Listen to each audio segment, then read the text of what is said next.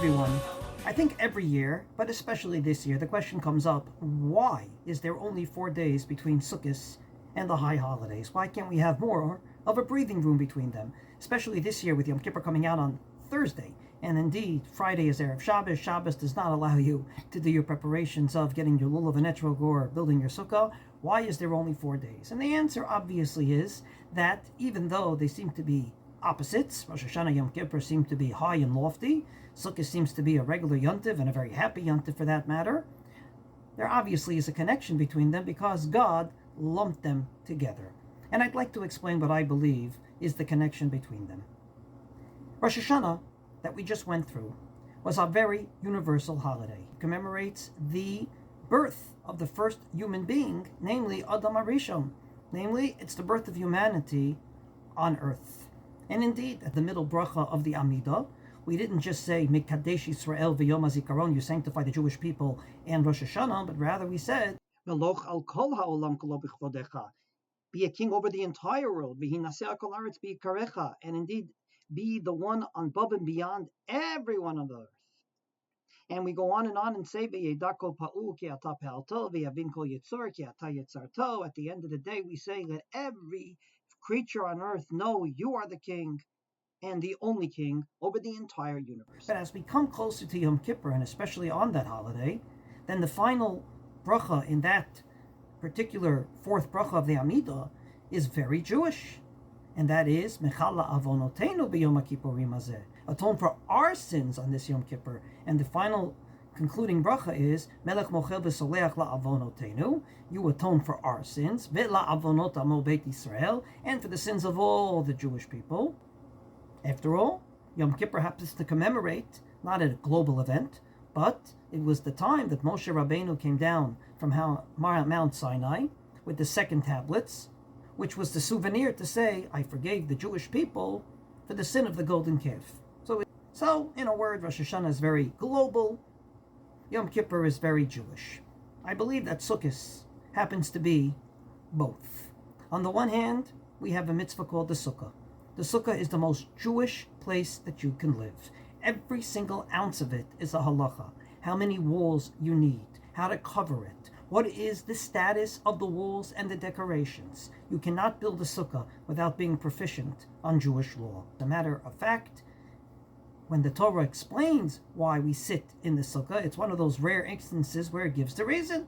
Ki basukot hoshafti et bnei Yisrael v'hotzi'i otam be'er mi'eretz Mitzrayim.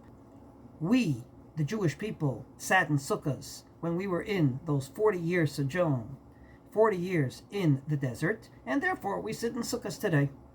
But the lulav and etrog hadassim and aravot that we're going to shake, that happens to be something that is so universal to the extent that it's the only Jewish object that you do nothing to create. You have to create a shofar, you have to create tzitzis. When it comes to lulav and etrog hadassim and aravot, all you need to do is go to a place they grow, cut them down, and they're ready for use. From this perspective, I believe that Sukkot is indeed a very happy holiday, and it's called in our davening Zman Simchatenu because it invokes both our universal as well as our Jewish concerns. We indeed, in the history of the Jewish people, have 2 months that are very important to us. 2 months that our first Jewish centers were created. First and foremost, the Mishkan. The Mishkan, as everybody knows, was dedicated on Rosh Chodesh Nisan. The month of Nisan, when we got out of Egypt, is a very Jewish month. God took his people out from slavery to freedom. And yet, at the same time, the Beit HaMikdash, the temple that Shlomo HaMelech built, was not dedicated in the month of Nisan, but rather in the month of Tishrei. The month that started with the creation of man, with the creation of the human being, and not just the Jewish people. So in a word, Sukkot happens to be a holiday that has 2 central mitzvot because the holiday is the only one that actually encompasses both our relationship with the entire world and our relationship with the Jewish people. Literally a Rosh Hashanah experience, global, and a Yom Kippur experience, Jewish. From this perspective, in a word, the holiday of Sukkot can be summed up as Avraham Avinu introduced himself to the Bnei Chet when he made the deal to buy Me'arat HaMachpelah. Ger vetoshav anochi imachem. I am a stranger amongst you. I'm Jewish. I have different customs. My meat costs more than yours. I have holidays in the middle of the week. But on the other hand, I'm not just a ger, a stranger. I'm also a toshav. I'm a resident. I'm just like you.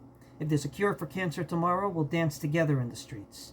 On the other hand, if kosher meat happens to go down in price, then only I'll dance and not everyone with me. From this perspective, that's why, in my opinion, Sukkot is so close to Rosh Hashanah Yom Kippur. It is indeed the holiday that's the sum total of both experiences. On Rosh Hashanah, the global, and on Yom Kippur, the Jewish. And if we're able to indeed live in the Sukkah on the one hand, that Jewish experience, and shake the lulav and etrog, which commemorates the fact that we're at the end of the harvest. It's not just the end of the harvest for the Jews. Everyone is at the end of the harvest. It's before the winter season in Israel. From this perspective, not only is it not a specifically Jewish object, but more importantly, it's a happiness that every farmer shares, that thank God he has a lot of fruits and vegetables that he's able now to cut. We're at the some end of that season, and everyone's happy that they're bringing them in order to enjoy them over the holiday. Therefore, it's no wonder that Lahavdil, Elef, Alfei Havdalot, another religion, has a holiday called Palm Sunday, but doesn't have a holiday called Tabernacle. Namely, Tabernacle, or Sukkot, is a very Jewish thing. They couldn't have copied it. But Lulav and Etrog, which is so global, that indeed they copied. From this perspective, I believe that's the reason they're so close. So if indeed we celebrate this holiday properly, we will on the one hand be concerned with all the world, but on the other hand, we'll also be very concerned with our own Jewish needs. And if we do that, then in my humble opinion, we can enter this new year with indeed the two hats or the two heads that we need, being constantly sensitive to the Jewish people and constantly sensitive to the needs of the world. And I believe this year above all, when we not only in the state of Israel took care of ourselves in this terrible war, but actually freed the world from terrorism more and more and more during the course of this last year, I believe that this year especially, we have more of a reason to be happy on Sukkot. To be happy on the one hand that we took care of the Jewish people, that thank God for the first time in so many thousands of years we can defend ourselves and fight back when needed. But on the other hand, Ki ta'avir memshelet zadon min haaretz, that God will eradicate all evil from earth, was something that was in our hands to do with the help of God. So wishing everyone a true Chag Sameach. As the Rambam says, there was a Simcha Yatera, an additional level of happiness on this holiday. We are happy because we have, on the one hand, looked out for the Jewish people, but on the other hand, looked out for the world at large. Wishing everyone a true Chag Sameach, v'shenizkeh lesimchat haregel, be'ezrat Hashem.